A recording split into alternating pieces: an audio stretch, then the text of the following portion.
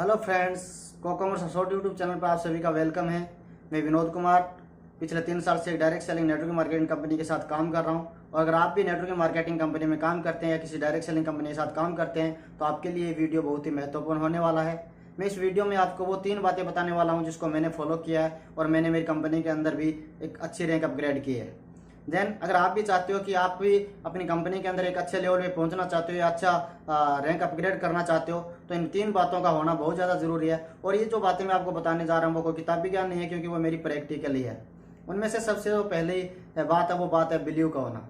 अगर आप किसी भी कंपनी के साथ काम करते हो तो आपको उस कंपनी के प्रति बिलीव होना बहुत ज़्यादा ज़रूरी है। उस कंपनी के बिलीव के साथ साथ आपको अपने ऊपर बिलीव होना बहुत ज़्यादा ज़रूरी है। अपने ऊपर बिलीव होने के साथ साथ आपके अपलाइन पे बिलीव होना बहुत ज़्यादा ज़रूरी है।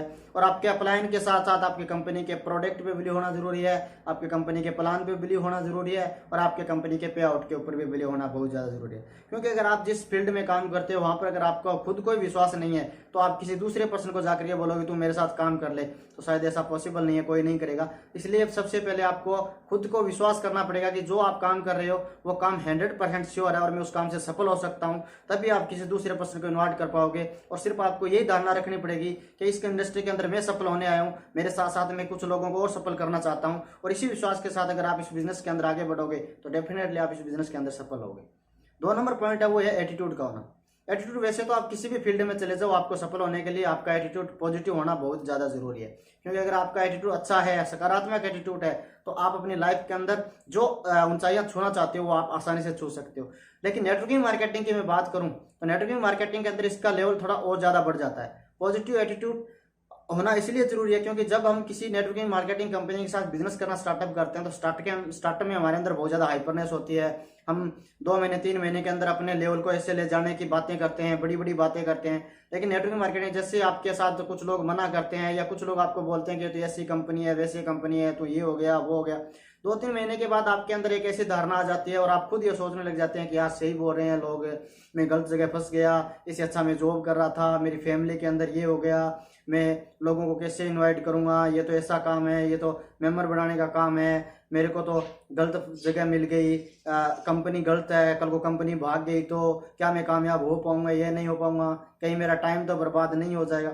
और अगर ये सब बातों को सोच रहे हो तो आपको अपनी बिजनेस से फोकस हट जाएगा और आप इस बिजनेस में कामयाब नहीं हो पाओगे। इससे अच्छा है कि आपका नजरिया एटीट्यूड रहना चाहिए। अगर आपका बिजनेस 3 महीने भी नहीं चला तो आपको यह सोचना चाहिए कि इसी इंडस्ट्री से मेरा बिजनेस 3 महीने नहीं चला, लेकिन एक दिन ऐसा आएगा जब मेरा बिजनेस चलेगा, दौड़ेगा और मैं अपने आप को सफल होऊंगा। वो आपको उस टाइम सोचना चाहिए, क्योंकि आपको वहां पर आपको पता है कि आपसे पहले भी आप जैसे लोग उस इंडस्ट्री में ऐसा कर चुके हैं। आपसे पहले भी उस इंडस्ट्री के अंदर ऐसे लोग आए हैं जो जॉब छोड़ करके बिजनेस को किया है। आपसे पहले भी ऐसे लोग आए हैं जिनका फैमिली कंडीशन बहुत अच्छा नहीं था, फिर भी उन लोगों ने उस कंपनी में स्टार्टअप करके अपने ड्रीम पूरे करने के लिए अपने रैंक अपग्रेड किए हैं। और जब वो सब लोग इस चीज को लेकर ये कर सकते हैं तो वो लोगों के पीछे एक ही कारण था कि उन लोगों का बिलीव और एटीट्यूड हमेशा सकारात्मक था।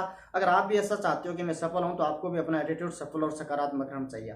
3 नंबर पॉइंट, नेटवर्किंग मार्केटिंग और बाहर की लाइफ के अंदर भी करें तो लर्निंग करना बहुत ज्यादा जरूरी है। हम जिस भी फील्ड में जाते हैं हमें उस फील्ड के बारे में सीखना बहुत ज्यादा जरूरी होता है, क्योंकि हम सीखे बगैर कोई भी काम नहीं कर सकते। हमने अगर जन्म लिया है तो जन्म लेने के बाद हमने सबसे पहले घुटनों के बल चलना स्टार्टअप किया है, फिर हमने गिरते हुए उठना स्टार्टअप किया है, फिर हम उठे हैं, फिर गिरे हैं। तो हमने धीरे धीरे अपनी लाइफ के अंदर जो चीजें सीखी, सेम नेटवर्किंग मार्केटिंग बिजनेस के अंदर सीखने का थोड़ा सा सतर ऊंचा हो जाता है, क्योंकि यहाँ पर आपको पर डे अपने ऊपर काम करना पड़ता है।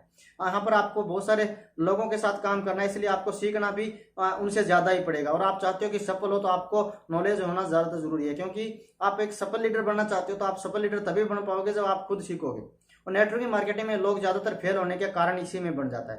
नेटवर्किंग मार्केटिंग में लोग फेल होते हैं, उनके पीछे लोग सीख नहीं पाते हैं। और इसको मैं अगर एक्सप्लेन करूं तो मैं आपको एक स्टोरी सुनाना चाहता हूं कि एक बार की बात है, जब एक बार एक राजा अपनी नगरी में टहल रहा है तो राजा को टहलते टहलते एक आइडिया आया कि क्यों ना बहुत सारे मूर्तिकारों को बुलाया जाए और मूर्तिकार बुला करके अलग अलग मूर्तियां बनाई जाए, लोग मूर्तिकार उनकी कला देखी जाए। तो राजा ने ये बात जैसे ही माइंड में आई तो राजा ने इसका आदेश अपने मंत्री को दिया और मंत्री ने तुरंत बहुत सारे मूर्तिकारों को यह सूचना दी और बहुत सारे मूर्तिकार राजा के नगरी में आ गए। जैसे राजा के नगरी में मूर्तिकार आए तो बहुत सारे मूर्तिकारों ने मूर्तियां बनाई, अलग अलग मूर्तियां बनाई। उसी में से एक ऐसा मूर्तिकार था जो एजली था और उसने 3 मूर्ति बनाई। तीनों मूर्तियां सेम थी। कल प्राइस क्या है? तो मूर्तिकार बोला कि साहब जो मूर्ति जो पहली मूर्ति है, इस मूर्ति का जो साइज है, जो प्राइस है उसका 500 रुपये है। दूसरी मूर्ति है उसका प्राइस 5000 है और तीसरी मूर्ति का 50,000 है। राजा अचंभित हो गया। राजा ने बोला ऐसा क्यों, मैंने पहले भी बोला कि तेरी तीनों मूर्तियां ही सेम है, तो अब प्राइस फिर इनका अलग अलग कैसे। तो मूर्तिकार बोला कि राजा साहब, पहले मूर्ति ऐसी है कि जब मैं बना रहा था जल्दबाजी के अंदर इसके अंदर जो कान का छेद है वो अंदर तक चला गया, मीन्स इसको सुनाई नहीं देता। दूसरी मूर्ति का 5000 इसलिए रखा है कि इस मूर्ति के अंदर जब मैं इसको बना रहा था इसके अंदर भी जल्दबाजी हो गई, और जब जल्दबाजी के अंदर इसके कान में छेद करा था वो कान निकल गया, वो छेद आर पार निकल गया, जिसके कारण ये सुनता तो है लेकिन एक कान से सुनता है, दूसरी कान से दूसरी ओर निकाल देता है। तीसरी मूर्ति का 50,000 इसलिए कि यह मूर्ति को जब भी कोई बात बताई जाती है तो यह मूर्ति यहाँ से सुनती है, फिर उसको यहाँ तक लेती है और यहाँ से लेने के बाद उसको यहाँ से करती है।